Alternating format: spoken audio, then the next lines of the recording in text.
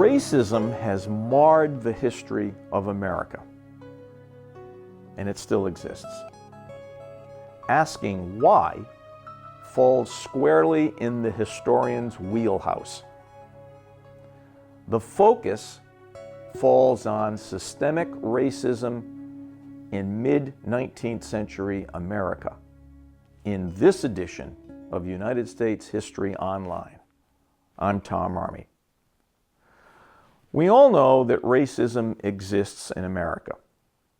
We can readily trace its roots from the earliest days of English colonization with the birth of slavery, on to Jim Crow, on to the Civil Rights era, and now with Black Lives Matter. We have greater difficulty knowing why it happened, and why racism continues to define us as Americans. Let's start in 1676 with an uprising in Virginia known as Bacon's Rebellion. That event precipitated a series of harsh slave laws created over the next 20 years designed to disrupt what authorities called a troubling alliance between slaves and indentured white servants.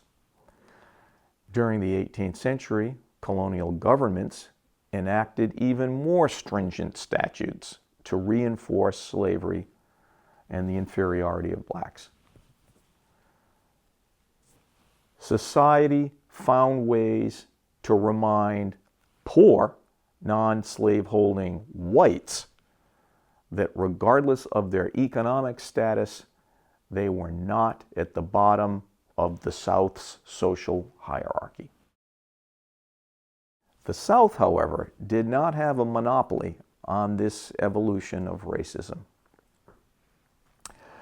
By the 1820s, slavery had vanished in every New England state, but racism had not. Even as free people, blacks endured economic discrimination and social ostracism. These discriminatory labor practices denied skilled jobs to virtually all blacks. In 1824 in Rhode Island, most free blacks had gravitated to a predominantly black neighborhood in northwest Providence called Hardscrabble. Inexpensive rents brought free blacks and poor whites to the area, and businesses held in low esteem, such as saloons and brothels, attracted unsavory men from all over the city. On October 16, 1824, an editorial appeared in the Providence Beacon that described blacks as, quote, naturally vicious and wicked, end quote. 2 days later in Hardscrabble, a black man refused to get off the sidewalk and into the gutter when whites approached. In response to his show of defiance for the social order, a white mob returned that evening and destroyed approximately 20 homes in the neighborhood. 4 white men were caught and charged with disorderly conduct, and in their defense, attorney Joseph Tillinghast, future 3-term U.S. Congressman from Rhode Island, said his defendants were, quote, protecting the morals of the community, end quote, claiming they targeted places of ill repute, even though they destroyed buildings indiscriminately. 3 of the 4 men were found not guilty. Now, in close proximity to Hardscrabble, Snowtown developed the same interracial mix with blacks and poor whites living amidst crime and marginal businesses. And again, the community came under attack. On September 21st, 1831, a white sailor attempted to rob a black saloon owner. The owner shot the sailor dead. For the next 3 days, riots exploded.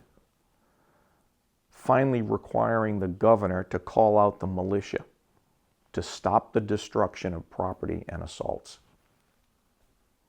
Now, unlike the Hardscrabble riots, this time Providence's leading citizens took note and called for action to restore order.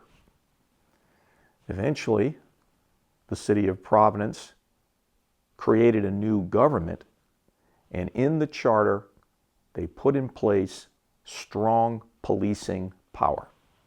Why had these riots taken place? Did drunken bullies and thugs simply want to inflict harm on a community they saw as vulnerable? Did the riots represent anger over race mixing and racial spite? Was some other motive at work?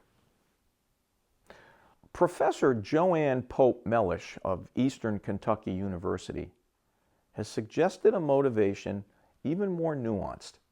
Most of the rioters were artisans, and early industrialization had recently either forced them into factory textile work or left them unemployed.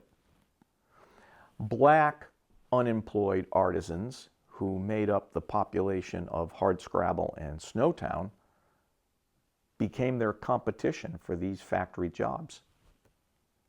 Had racism emerged as an engine of respectability? Would unemployed whites see themselves bound together with unemployed blacks as an oppressed class?